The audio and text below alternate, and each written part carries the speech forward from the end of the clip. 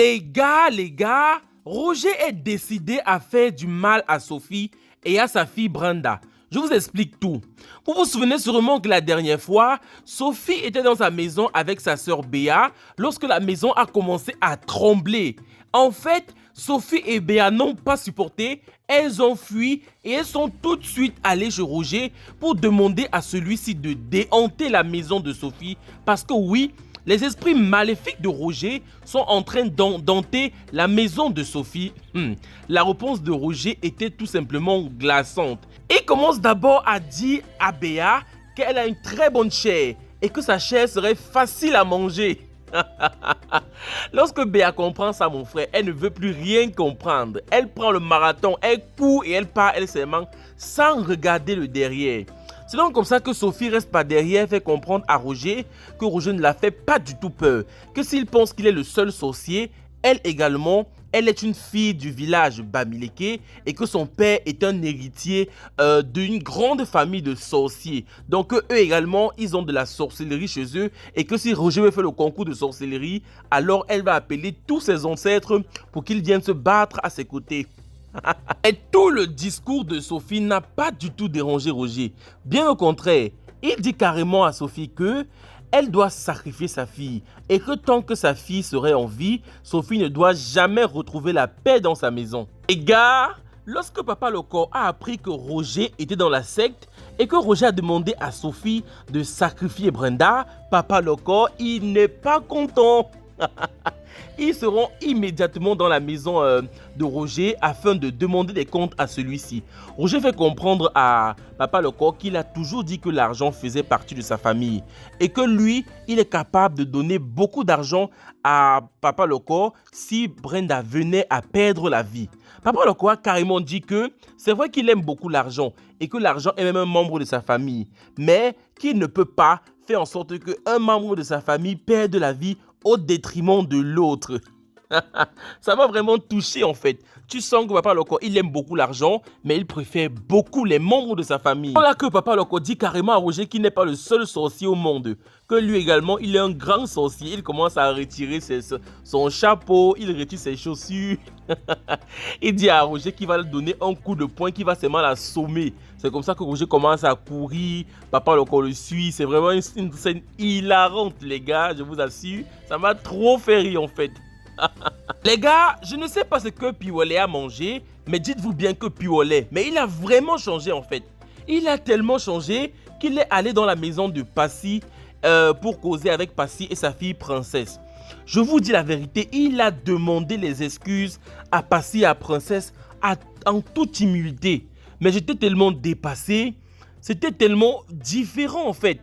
Il n'était pas le même Piwole qu'on connaît, toujours agressif et sur la défensive. Il est même d'accord pour que sa fille Princesse voyage pour la Côte d'Ivoire afin de continuer le concours de beauté et tout. Mais les gars, je me disais, est-ce que c'est le Piwole qu'on connaît là? Il a reconnu tous ses torts et il demande à Princesse et à Passy de le pardonner. Il a même remercié Passy parce qu'elle s'occupe très bien de ses enfants et qu'elle ne déteste pas lui Piwole.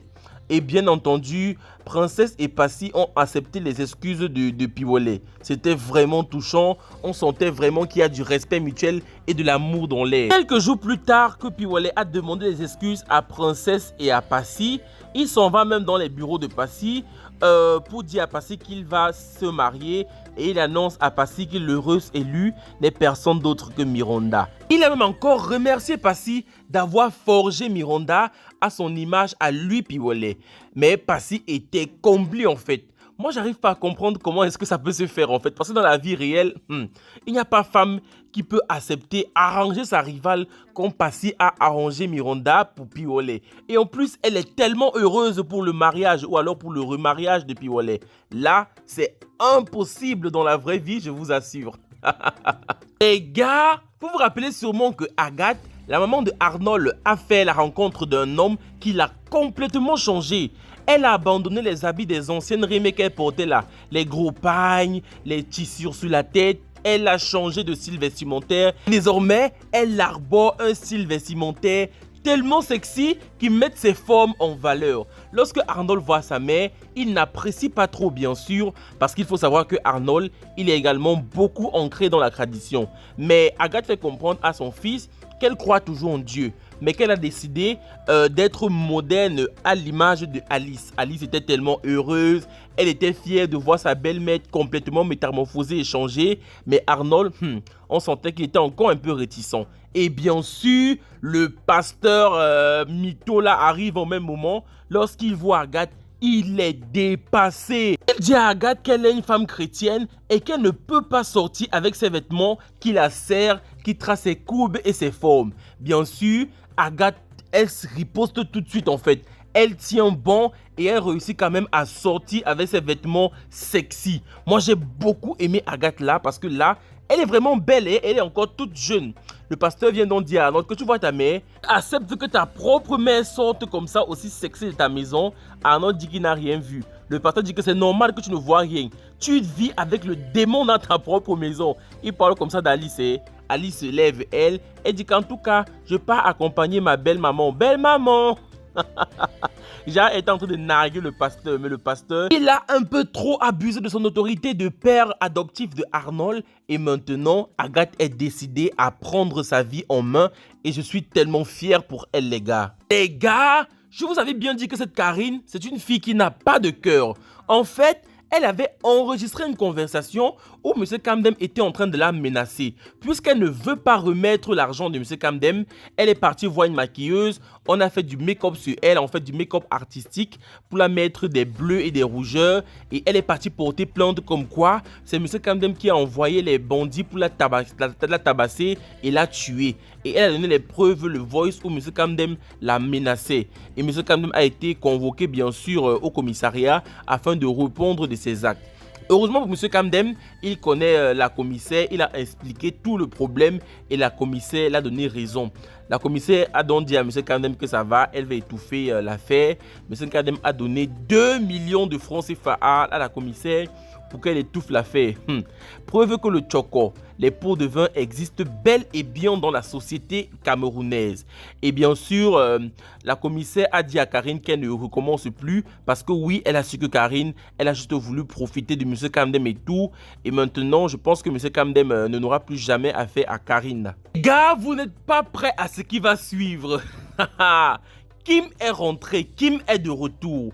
Elle vient donc carrément dans sa maison et elle trouve son mari Austin avec Karine en train de s'amouracher et tout et tout. Elle apparaît là, elle est toute jolie et refaite. Austin ne comprend pas, il dit que mais Kim, d'où est-ce que tu viens et pourquoi ton visage est aussi beau que ça? Elle fait donc comprendre à Austin qu'elle est partie quelque temps pour se faire une chirurgie esthétique et elle a retrouvé son joli visage dans le temps. Et tu sens que Austin, il est amoureux de Kim en fait. On dirait que c'est un gars qui est bipolaire et c'est comme si même Kim va le pardonner parce que Kim semble être toujours amoureuse de son mari Austin et Austin semble toujours être amoureuse de Kim. Mais il y a quelqu'un dans la salle qui n'est pas prête à abandonner. Bien sûr, il s'agit de Karine. Elle dit carrément à Kim que Kim n'a plus sa place dans la maison parce que Austin l'a demandé en mariage et Austin il a lancé une procédure pour divorcer de Kim à la mairie. Mais lorsque Kim comprend ça, elle est dépassée. Mais Austin promet à Kim de tout l'expliquer et il demande donc à Karine de les laisser. Mais Karine est contre ça. Elle dit qu'elle ne part nulle part, que désormais elle est dans sa maison là. Austin essaye tant bien que mal de mettre Karine hors de sa maison. Mais Karine ne veut pas bouger. Et bien sûr, Kim, qui aime toujours Austin, se met donc devant Karine et demande à celle-ci de sortir de chez elle. Chose que Karine refuse toujours. M'enfmidé. Kim a donné une bonne claque à Karine. Et lorsque Karine voulait bien sûr riposter, Austin a porté Karine et il a mis Karine hors de sa maison. Preuve qu'il aime toujours Austin. Mais moi, je dis à Kim, vraiment, il ne faut pas qu'elle donne une autre chance à Austin. Il a tellement minimisé Kim, il a dérangé Kim, il a montré qu'il n'aimait pas Kim, qu'il était juste amoureux de son beau visage et tout et tout. Là, je ne veux pas que Kim lui donne une nouvelle chance. Dites-moi en commentaire si vous pensez exactement comme moi. Les gars, puisque Sophie est dépassée et qu'elle n'a pas toujours trouvé de solution par rapport à Roger, elle vient implorer l'aide de Paul et de sa mère, Madame Cathy Ongene. Elle explique toute la situation à Paul et à Madame Cathy Ils sont dépassés en apprenant que Roger était en fait dans la secte et qu'il a carrément demandé la tête de Brenda afin de se marier avec Sophie. Lorsque Bill apprend que Roger a osé demander une telle chose, il est hors de lui les gars. Et il promet tout de suite d'aider Sophie coûte que vaille. C'est donc comme ça qu'il s'en va et il trouve un prêtre exorciste afin que ce prêtre vienne dans la maison pour exorciser tous les démons, tous les esprits néfastes de Roger qui sont en train de rôder là et qui dérangent. Le prêtre, c'était même un prêtre congolais parce qu'il parlait en lingala et papa, alors qu'on ne comprenait rien. Mais il fallait le voir là, il répondait en même lingala, il faisait des trucs et tout et tout. Le prêtre a donc fait les incantations et il a béni l'eau, il a donné l'eau à Sophie. Il a dit à Sophie qu'il faut qu'elle asperge de l'eau là dans toute la maison et les esprits de Roger vont partir. Moi je pense que les esprits vont vraiment partir parce que tout le monde semble être dans la sérénité et tout et tout. Bill ajoute donc à Sophie qu'il ne doit jamais laisser personne faire du mal à la mère de ses enfants.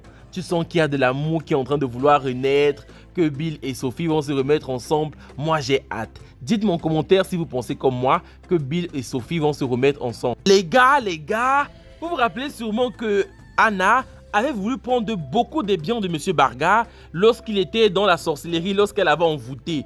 En fait, M. Barga reçoit une très bonne nouvelle. Anna n'est propriétaire d'aucun de ses biens. Le notaire fait donc comprendre à M. Barga que lui-même n'avait pas compris pourquoi M. Barga léguait autant de choses à Anna.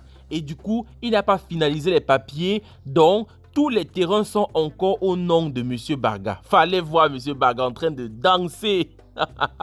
Il était tellement heureux, il était fier, il s'est mis à célébrer avec ses enfants et Madame Barga. Tout le monde était heureux et moi je suis également fier parce que Anna croyait qu'elle avait gagné. Là, elle n'aura que ses yeux pour pleurer, la méchante Anna. Voilà les amis, c'était donc tout pour les épisodes 54 et 55 de votre série préférée, Madame Monsieur. N'hésitez pas à me dire ce que vous avez en pensé en commentaire. Abonnez-vous, likez, partagez. On se retrouve très bientôt pour de prochains épisodes. D'ici là, portez-vous bien, bye bye.